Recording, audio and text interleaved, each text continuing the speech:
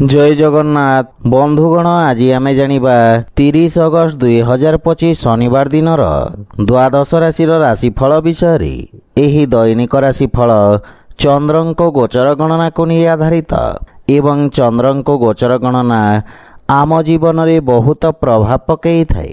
तो आसंतु सर्वप्रथमे जानिबा आजिर तिथि और राशि नक्षत्र विषय।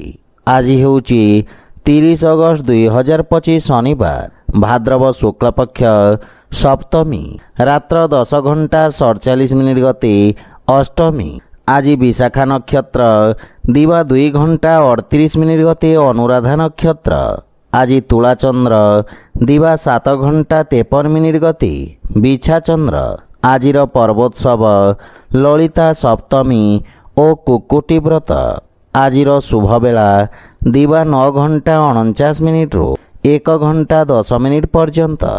आजिर सूर्योदय प्रातः 5 घंटा 36 मिनिट। आजिर सूर्यास्त संध्या 6 घंटा 12 मिनिट। आज सिंह कन्या और मकर राशि महिला मानक घात चंद्र एवं वृष सिंह और कन्या राशि घात बार। आज ताल खाइबा निषिद्ध। तो बंधुगण आसंतु जानिबा आजिर राशिफल विषय। ता पूर्वरु आम चैनल को जो माने नुआ करी आछंती तळे थिबा लाल रंगर सब्सक्राइब बटन को दबाई आम चैनल को सब्सक्राइब करंतो और पाखरे थिबा घंटी बटन को दबाई ऑल रे सिलेक्ट करंतो काहेकि ना आमे अपलोड करिथबा प्रत्येक वीडियो नोटिफिकेशन आपण सर्वप्रथमे पाई परिबे। तो प्रथमे जानिबा मेष राशि विषय। आपणक राशि स्थान अष्टम भाव में चंद्रदेवंको गोचर गुप्त शत्रु को सक्रिय करिबा। आपणक कार्यर अंतिम समय रे अवरोध उत्पन्न होई पारे। अतः कोनोसी भी कार्य पूरण न करिबा पर्यंत सार्वजनिक करंतु नहीं। परिवार कोनोसी सदस्यंक सहित मतभेद देखा दे पारे किंतु आपण निज वाणी कौशल समस्त को प्रभावित करिवार प्रयास करिबे। जीवन साथी सहित संपर्क रे घनिष्ठता आसीब किंतु पितांक स्वास्थ्यावस्थार विषय ध्यान रखंतु। निज क्रोध कारण संपर्क खराब हेब। बंधु मित्र प्रेम संबंध मानसिक शांति और प्रसन्नता प्रदान करिब। आर्थिक स्थिति मध्यम रहिब। कोनोसी प्रकार निवेश संबंधित निर्णय हानिकारक साब्यस्त हेब एवं विद्यार्थी छात्र छात्री माननकु आशातीत सफलता पाइबा पई अधिक संघर्ष करबाकू पड़िब। व्यापार वाणिज्य रे प्रतिस्पर्धा वृद्धि पाइब। मानसिक चिंता स्वास्थ्यावस्था को खराब करि पारे। विशेष रूप से अनियमित रक्तचाप रोगी निजर विषय ध्यान रखंतु। आज आपण हनुमान चालीसार पाठ करंतु शुभ फल पाइबे। वृष राशि आपणक सप्तम स्थान रे चंद्रदेवंको गोचर आपणको आर्थिक तथा व्यावसायिक चापरू मुक्ति प्रदानकारी रहिब। भागीदारी रे कोनोसी कार्य प्रारंभ करिवार योजना करुथिले समय शुभ रहिब। आपण निज समस्त व्यावसायिक दायित्व तुलाइबारे सफलता पाइबे एवं जीवन साथी सहित संपर्क रे मधुरतार भाव रहिब। परस्पर मध्य थिबा भूल बुझाबना दूर हेब। प्रेम जीवन रे एक नुआ प्रारंभ करिबे। कोनोसी भी कार्यर प्रारंभ माता पितांक आशीर्वाद नेकी करंतु सफलता पाइबे। संतानंक भविष्यत संबंधित समस्या आपणको सामान्य चिंतित करिब। आर्थिक स्थिति मजबूत रहिब एवं आंशिक लाभ मध्य पाई परिबे। राजकीय पक्षरु धनार्जनरु सफलता मिलिब एवं सहयोगींक समर्थन रे निज लक्ष्य को हासिल करिबे। छात्र छात्री माननकु किछि नुआ शिखिबार तथा व्यवहारिक रूप रे प्रयोग करिबार अवसर मिलिब किंतु पेट संबंधित रोगर विषय ध्यान रखंतु। व्यायाम तथा प्राणायाम को दैनिक दिनचर्या रे शामिल करिबाकू प्रयास करंतु। आज आपण गोमाता को खाइबाकू दियंतु शुभ फल पाइबे। मिथुन राशि आज आपणक षष्ठ भाव रे चंद्रदेवंको गोचर आपणक बुद्धिबल और पराक्रम रे वृद्धि करिब। आपण समस्त शत्रु मानक नाश करिबे। खाद्य संबंधी व्यापारी मानकु विशेष लाभ मिलिब। दैनिक व्यावसायिक स्थिति सामान्य रहिब एवं संतानर प्रतीक्षा करिथिबा व्यक्ति को शुभ समाचार मिलिब। ଜୀବନସାଥୀଙ୍କ ସ୍ୱାସ୍ଥ୍ୟ ଅବସ୍ଥାର ବିଶେଷ ଧ୍ୟାନ ରଖନ୍ତୁ। ପାରିବାରିକ ସୁଖ ସମୃଦ୍ଧିରେ ବୃଦ୍ଧି ଘଟିବ।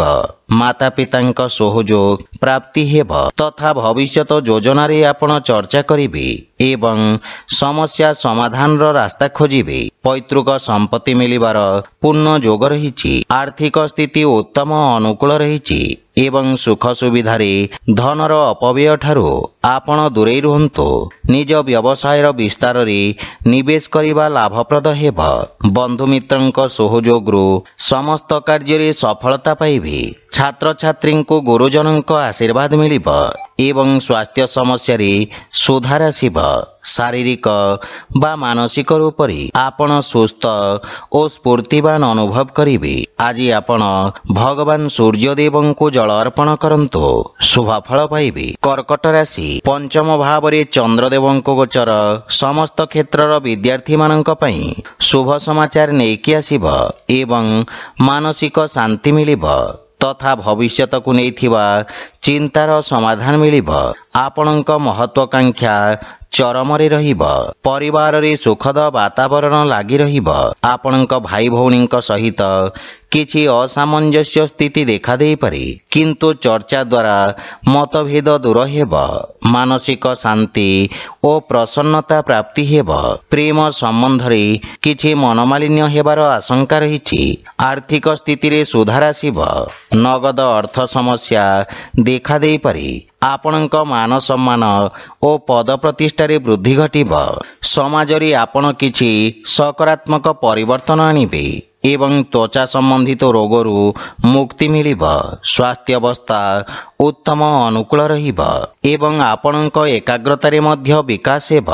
ଆଜି ଆପଣ ଅସହାୟ ବ୍ୟକ୍ତିଙ୍କୁ ସାହାଯ୍ୟ କରନ୍ତୁ, ଶୁଭଫଳ ପାଇବେ।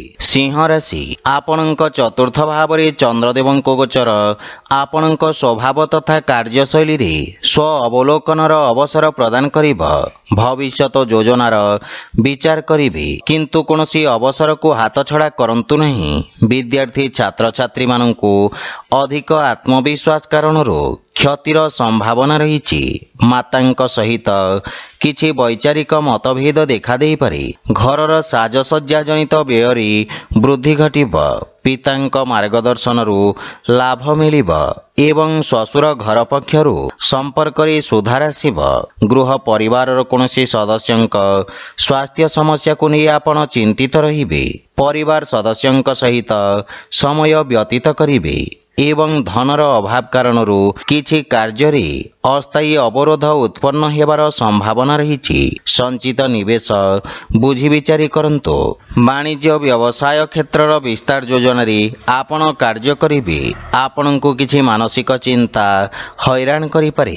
ସେଥିପାଇଁ ମନକୁ ଏକାଗ୍ର ତଥା ଶାନ୍ତ ରଖିବାର ପ୍ରୟାସ କରନ୍ତୁ। ଆଜି ଆପଣ ଓଁ ନମଃ ଶିବାୟ ମନ୍ତ୍ରର ଜପ କରନ୍ତୁ, ଶୁଭଫଳ ପାଇବେ। କନ୍ୟା ରାଶି, ଆପଣଙ୍କ ତୃତୀୟ ଭାବରେ ଚନ୍ଦ୍ରଦେବଙ୍କ ଗୋଚର ଆପଣଙ୍କ ବାଣୀକୁ ଚମତ୍କାରୀ ମଧୁରତା ପ୍ରଦାନ କରିବ। ଆପଣ ନିଜ ବ୍ୟାପାରିକ ସହଯୋଗୀଙ୍କ ସହିତ ଭବିଷ୍ୟତର ସମସ୍ୟାକୁ ସାମ୍ନା କରିବାର ରଣନୀତି ପ୍ରସ୍ତୁତ କରିବେ। ପରିବାରରେ ସମ୍ପତ୍ତି ସମ୍ବନ୍ଧିତ କୌଣସି ବିବାଦ ଥିଲେ ତାହାର ସମାଧାନ ହେବ। ପରିବାରରେ ଜୀବନ ସାଥୀଙ୍କ ସହିତ ଉତ୍ତମ ସମୟ ଅତିବାହିତ କରିବେ।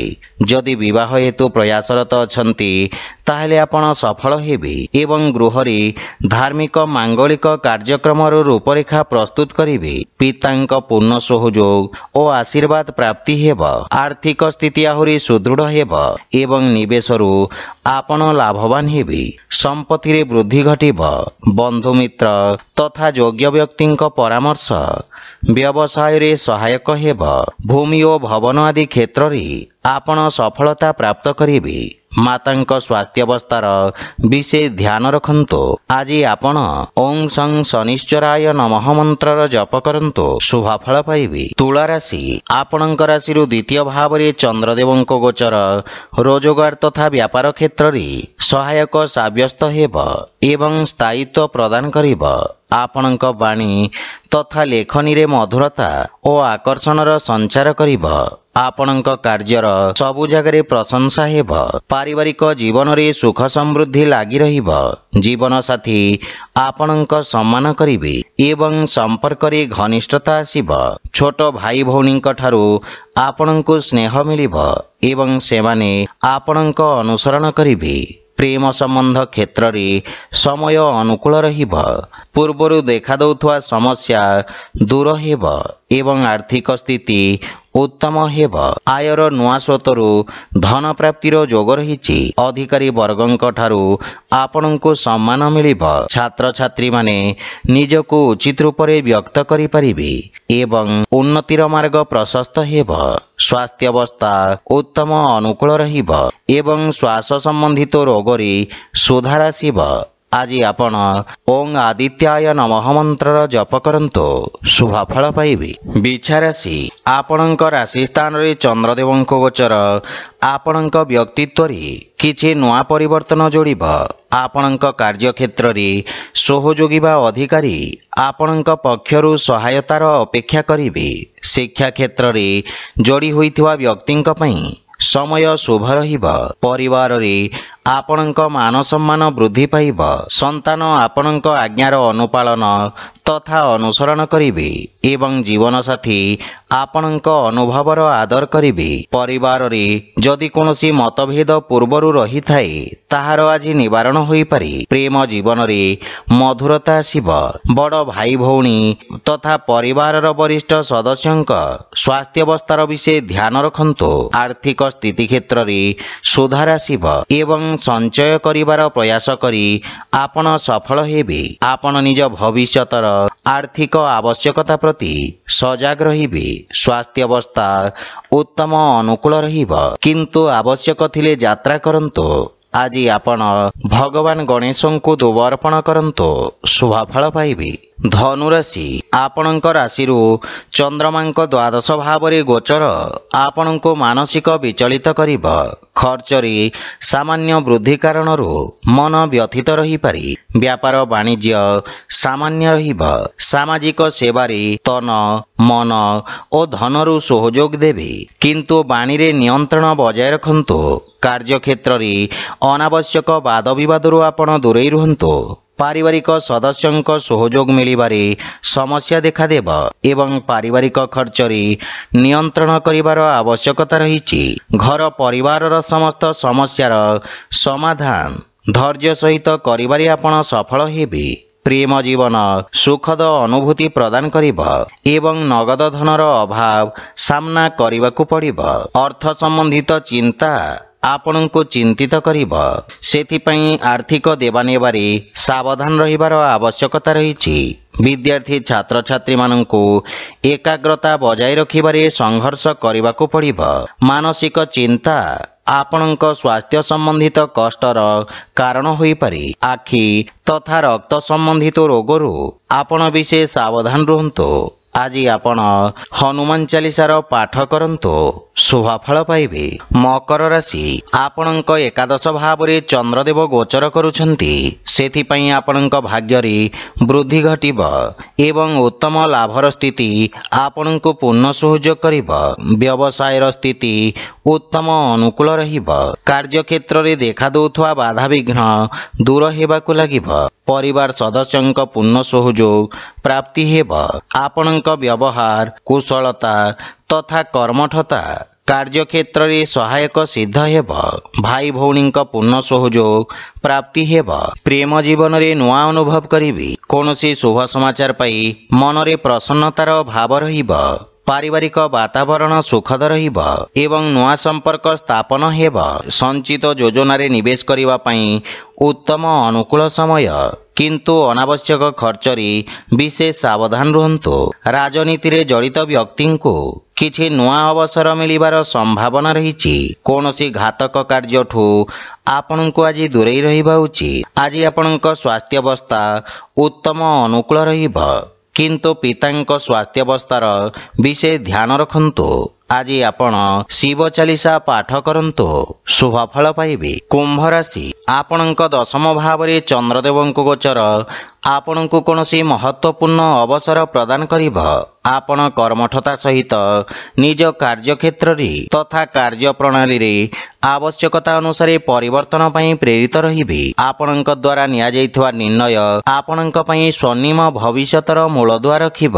ଜୀବନସାଥୀ ଆପଣଙ୍କ ସମସ୍ତ ପ୍ରୟତ୍ନରେ ଆପଣଙ୍କ ପୂର୍ଣ୍ଣ ସହଯୋଗ କରିବେ ଏବଂ ସନ୍ତାନଙ୍କ ଭବିଷ୍ୟତ ପ୍ରତି ଆପଣ ଚିନ୍ତିତ ହେବେ। ପାରିବାରିକ ସ୍ଥିତି ଆପଣଙ୍କ ସପକ୍ଷରେ ରହିବ ଏବଂ ପିତାଙ୍କ ମାର୍ଗଦର୍ଶନ ବା ସହଯୋଗ ମିଳିବ।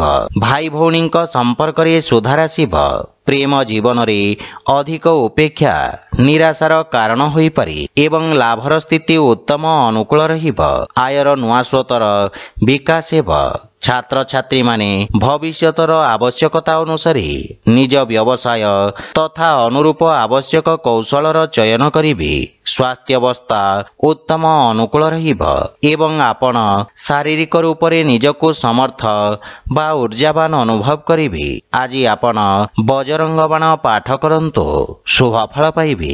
ମୀନ ରାଶି, ଆଜି ଆପଣଙ୍କ ଭାଗ୍ୟ ଆପଣଙ୍କ ସପକ୍ଷରେ ରହିବ।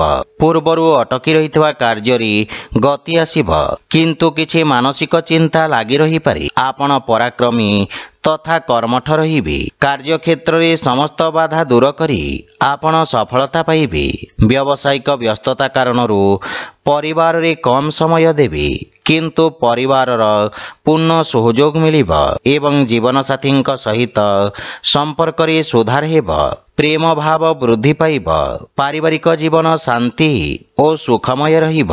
ଭାଇ ଭଉଣୀଙ୍କ ସହିତ ଆପଣ ଉତ୍ତମ ସମୟ ବ୍ୟତୀତ କରିବେ। ପିତାଙ୍କ ପକ୍ଷରୁ ଆଶୀର୍ବାଦ ମିଳିବ। ପ୍ରେମ ଜୀବନରେ ନବୀନତା ଆସିବ। ଛାତ୍ରଛାତ୍ରୀମାନଙ୍କୁ ବନ୍ଧୁମିତ୍ରଙ୍କ ସହଯୋଗ ମିଳିବ ଏବଂ ଆର୍ଥିକ ସ୍ଥିତି ଉତ୍ତମ ଅନୁକୂଳ ରହିବ। ସଞ୍ଚିତ ନିବେଶ ପାଇଁ ଆର୍ଥିକ ସ୍ଥିତି ଓ ସମୟ ଅନୁକୂଳ ରହିବ। ରାଜନୈତିକ ବ୍ୟକ୍ତିଙ୍କ କ୍ଷେତ୍ରରେ ଖ୍ୟାତି ତଥା ପ୍ରଭାବ କ୍ଷେତ୍ରର ବିସ୍ତାର ଘଟିବାର ଯୋଗ ରହିଛି। ଆପଣ ନିଜ କାର୍ଯ୍ୟରେ କିଛି ଶିଥିଳତା ଅନୁଭବ କରିବେ। ସ୍ୱାସ୍ଥ୍ୟାବସ୍ଥା ଉତ୍ତମ ଅନୁକୂଳ ରହିବ। ଗଣ୍ଠି ତଥା ଅସ୍ଥି ସମ୍ବନ୍ଧିତ ରୋଗରୁ ଆପଣ ବିଶେଷ ସାବଧାନ ରୁହନ୍ତୁ। ଆଜି ଆପଣ କିଛି ଗହମ ତଥା ଗୁଡ଼ର ଦାନ କରନ୍ତୁ, ଶୁଭଫଳ ପାଇବେ। ତ ବନ୍ଧୁଗଣ, ଏହା ଥିଲା ଆଜିର ରାଶିଫଳ ବିଷୟରେ। ଯଦି ଭିଡ଼ିଓଟି ଆପଣମାନଙ୍କୁ ଭଲ ଲାଗିଥାଏ, ଲାଇକ୍ ସେୟାର ଓ କମେଣ୍ଟ କରି ଜଣାନ୍ତୁ ଏବଂ ଆମ ଚ୍ୟାନେଲକୁ ସବସ୍କ୍ରାଇବ କରନ୍ତୁ। ଜୟ ଜଗନ୍ନାଥ।